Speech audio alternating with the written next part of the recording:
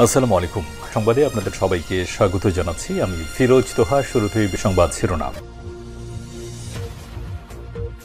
বাংলাদেশের সর্বশেষ গুরুত্বপূর্ণ আপডেট সংবাদে আপনাকে স্বাগত। শুরুতেই সংবাদ শিরোনাম, পরে বিস্তারিত।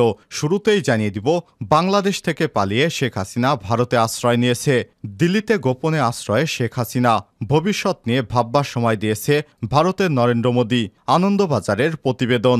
ছাত্র জনতার তীব্র আন্দোলনের মুখে পদত্যাগ করে সামরিক হেলিকপ্টারে করে দেশ ছেড়ে পালিয়েছে শেখ হাসিনা। আপাতত তিনি আশ্রয় নিয়েছেন তার বন্ধুপ্রতিম দেশ ভারতের নয়াদিল্লিতে। আপাতত তাকে দিল্লিতে থাকার অনুমতি দিলেও স্থায়ীভাবে তাকে রাজনৈতিক আশ্রয় দেবে না ভারতের প্রধানমন্ত্রী নরেন্দ্র মোদী। আবার অনেক মিডিয়ার খবরে ভারতের টিভি চ্যানেলগুলো থেকে জানা যাচ্ছে যে শেখ হাসিনা নাকি ভারত থেকে রওনা দিয়েছেন অজানা গন্তব্যে। তিনি কোন দেশে যাবেন এ বিষয়ে এখনও তারা কিছুই জানাতে পারেনি। এরপর জানিয়ে দিব, ঢাকার রাস্তায় নেই ট্রাফিক পুলিশ, সিগন্যাল নিয়ন্ত্রণ করছে শিক্ষার্থীরা।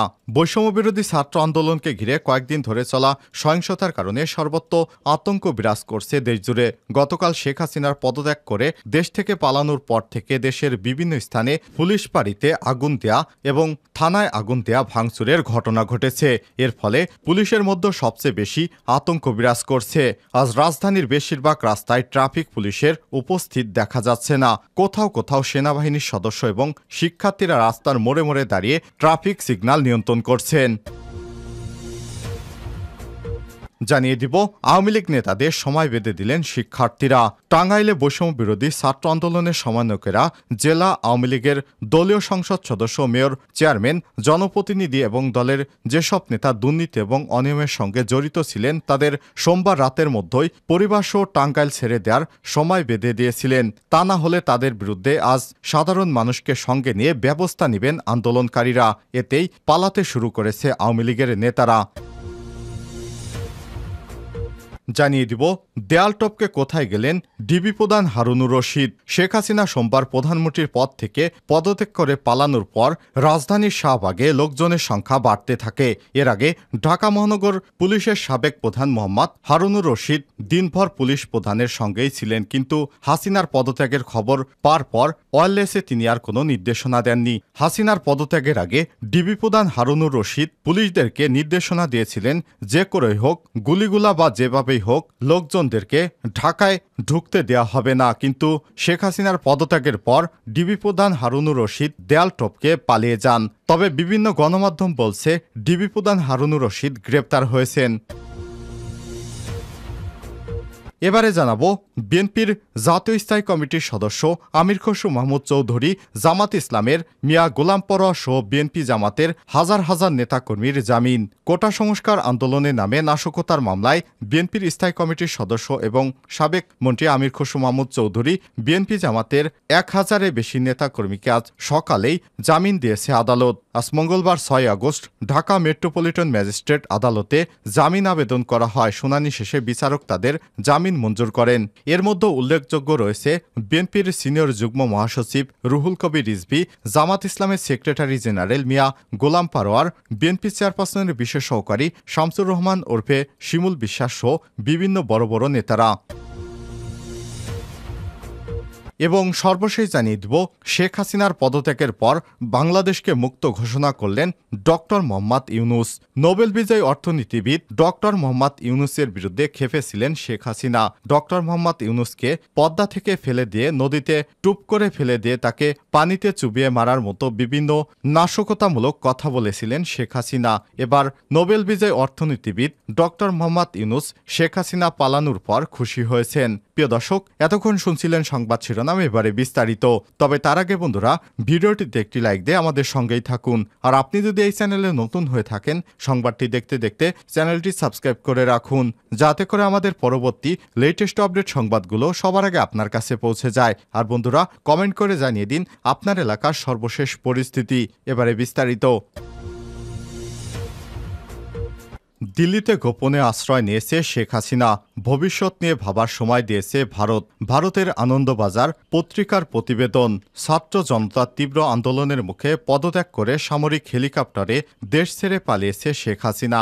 আপাতত তিনি আশ্রয় নিয়েছে বন্ধু প্রতিম দেশ ভারতের নয়াদিল্লিতে। আপাতত তাকে দিল্লিতে থাকার অনুমতি দিলেও স্থায়ীভাবে তাকে রাজনৈতিক আশ্রয় দেওয়া হবে না, এমনটাই ঘোষণা আসতে পারে ভারতীয় সর্বদলীয় বৈঠকটিতে। মঙ্গলবার বাংলাদেশের পরিস্থিতি নিয়ে সব দলের সঙ্গে বৈঠকে বসছিলেন দেশটির বিদেশমন্ত্রী এস জয়শঙ্কর। ওই বৈঠকে ছিলেন ভারতের কেন্দ্রীয় স্বরাষ্ট্রমন্ত্রী অমিত শাহ, প্রতিরক্ষামন্ত্রী রাজনাথ সিং, সংসদ বিষয়ক মন্ত্রী কিরেন রিজেজুরাও। আনন্দবাজার তাদের সূত্রের বরাত দিয়ে বলছে, বাংলাদেশে প্রবাসী ভারতীয় নাগরিকদের পরিস্থিতি নিয়ে এই বৈঠকের আলোচনা হয়েছে। কেন্দ্র জানিয়েছে, বাংলাদেশ সেনাবাহিনীর সঙ্গে যোগাযোগ রেখেছে নয়াদিল্লি। পরিস্থিতি কোন দিকে গড়ায় তা এখন দেখার বিষয়। রাস্তায় নেই ট্রাফিক পুলিশ, সিগন্যাল নিয়ন্ত্রণ করছে শিক্ষার্থীরা। বৈষম্যবিরোধী ছাত্র আন্দোলনকে ঘিরে কয়েকদিনে ধরে চলা সহিংসতার কারণে সর্বত্র আতঙ্ক বিরাজ করছে। গতকাল শেখ হাসিনার দেশ ত্যাগের পর দেশের বিভিন্ন স্থানে পুলিশ ফাঁড়িতে হামলা এবং আগুন দেওয়ার ঘটনা ঘটেছে। এর ফলে পুলিশের মধ্যে সবচেয়ে বেশি আতঙ্ক বিরাজ করছে। আজ রাজধানীর বেশিরভাগ ট্রাফিক পুলিশের উপস্থিতি দেখা যায়নি। কোথাও কোথাও সেনাবাহিনীর সদস্য শিক্ষার্থীরা রাস্তার মোড়ে দাঁড়িয়ে ট্রাফিক সিগন্যাল নিয়ন্ত্রণ করছে। মঙ্গলবার সকাল 10:30টার দিকে রাজধানীর বিজয় সরণি, জাহাঙ্গীর গেট, ফার্মগেট, কারওয়ান বাজার, বাংলা মোটর, শাহবাগ মোড় ঘুরে এই চিত্র দেখা গিয়েছে। বিজয় সরণি মোড়ে দেখা গেছে কয়েকজন স্বেচ্ছাসেবী শিক্ষার্থী গাড়ির সিগন্যাল নিয়ন্ত্রণ করছেন। সেখানে মূল সমন্বয়কের দায়িত্ব পালন করছেন রফিকুল ইসলাম। তিনি বলেছেন, আমি সকালে বাসায় ফেরার সময় দেখলাম এখানে কোনো ট্রাফিক পুলিশ নেই। এতে চতুর্দিকে এক ধরনের বিশৃঙ্খলা তৈরি হয়। তাৎক্ষণিক কয়েকজন মিলে 4 রাস্তায় দায়িত্ব নিয়েছি। ট্রাফিক পুলিশ যে দায়িত্বটুকু পালন করে আমরা সেইটুকু পালন করছি। আওয়ামী লীগ নেতাদের সময় বেঁধে দিলেন শিক্ষার্থীরা। টাঙ্গাইলে বৈষম্য বিরোধী ছাত্র আন্দোলনের সমন্বয়কেরা জেলা আওয়ামী লীগ, দলীয় সংসদ সদস্য, মেয়র, চেয়ারম্যান সহ জনপ্রতিনিধি এবং দলের যেসব নেতা দুর্নীতি এবং অনিয়মের সঙ্গে জড়িত ছিলেন তাদের সোমবার রাতের মধ্যে পরিবার সহ টাঙ্গাইল ছেড়ে দেওয়ার সময় বেঁধে দিয়েছেন। তা না হলে তাদের বিরুদ্ধে সাধারণ মানুষকে সঙ্গে নিয়ে ব্যবস্থা নেবে আন্দোলনকারীরা। এ সময় তারা জানায়, সোমবার সন্ধ্যায় টাঙ্গাইল সদর থানার সামনে দিয়ে বিজয় মিছিল নিয়ে যাওয়ার সময় পুলিশ গুলিবর্ষণ করে। এতে অন্তত 2 জন নিহত হয়েছে। এছাড়াও টাঙ্গাইলের ধনবাড়িতে একজন শিক্ষার্থী নিহত হয়েছে বলে সংবাদ সম্মেলনে জানানো হয়েছে। তবে তাদের নাম পরিচয় জানতে পারেনি সমন্বয়কেরা। সোমবার রাত 8:30টার দিকে টাঙ্গাইল প্রেস ক্লাবে বৈষম্য বিরোধী ছাত্র আন্দোলনের পক্ষ থেকে আয়োজিত এক সংবাদ সম্মেলনে বক্তারা এই ঘোষণা দেন। তারা মঙ্গলবার বেলা 11টায় প্রেস ক্লাবের সামনে থেকে বিজয় মিছিল বের করবেন বলে জানান। দেয়াল টপকে কোথায় গেলেন সাবেক ডিবি প্রধান হারুন?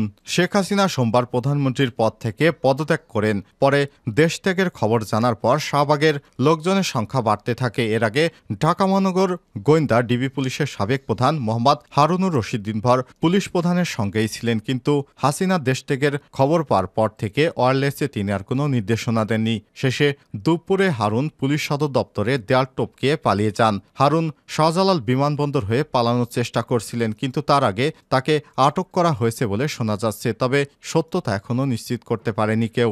জানা গেছে, ডিএমপির অতিরিক্ত কমিশনার ক্রাইম এবং সাবেক ডিবি প্রধান মোহাম্মদ হারুনুর রশিদ ঊর্ধ্বতন কয়েকজন কর্মকর্তা মাস্ক পরে পুলিশ সদর দপ্তরের দেয়াল টপকে নগর ভবনে প্রবেশ করে। এরপর সেখান থেকে তারা সিভিলে পালিয়ে যায়। নাম প্রকাশে অনিচ্ছুক একজন পরিদর্শক বলেছেন, বিকেলে হারুনুর রশিদ সহ কয়েকজন সিভিল পোশাকে বের হয়। এরপর তারা দেয়াল টপকে নগর ভবনে যায়। সেখান থেকে তারা কই গেছে তার জানা যায়নি। তাদের মুখে মাস্ক পরা ছিল। এর আগে যাত্রাবাড়ি থানায় বিক্ষুব্ধ ছাত্র জনতা হামলা করার পর থানা থেকে নির্দেশনা চায়। তখন হারুন ওয়্যারলেসে ভিক্টর 3 ওই থানার ওসি আবুল হাসানকে আইনগত ব্যবস্থা নিতে বলে, অর্থাৎ সরাসরি ছাত্রদেরকে গুলির নির্দেশ দেয়। তবে এরপর আর কোনো নির্দেশনা পাওয়া যায়নি। হারুন বুঝতে পেরেছে শেখ হাসিনা পালিয়েছে। এরপর হারুন আর নির্দেশনা দেয়নি, কারণ তখন আর নির্দেশনা দেওয়ার মতো পরিস্থিতি ছিল না। এরপর হারুন পালাতে থাকে। শেখ হাসিনার পদত্যাগের পর বাংলাদেশকে মুক্ত ঘোষণা করলেন ডক্টর ইউনূস। কয়েক সপ্তাহ ধরে চলা সহিংস আন্দোলনের মুখে সোমবার সাবেক প্রধানমন্ত্রী শেখ হাসিনা পদত্যাগের পর বাংলাদেশকে একটি মুক্ত দেশ হিসেবে ঘোষণা করেছেন নোবেল বিজয়ী ডক্টর মোহাম্মদ ইউনূস। দ্য প্রিন্টকে দেওয়া এক সাক্ষাৎকারে ডক্টর ইউনূস বলেন, তিনি সাবেক প্রধানমন্ত্রী শেখ হাসিনা যতদিন ছিলেন ততদিন একটা দখল হওয়া দেশের নাগরিক ছিলাম আমরা। তিনি একটি দখলদার বাহিনীর মতো, একজন স্বৈরশাসকের মতো, একজন জেনারেলের মতো আচরণ করেছিলেন, সবকিছু নিয়ন্ত্রণ করেছিলেন। আজ বাংলাদেশের সব মানুষ নিজেদের স্বাধীন মনে করেছে।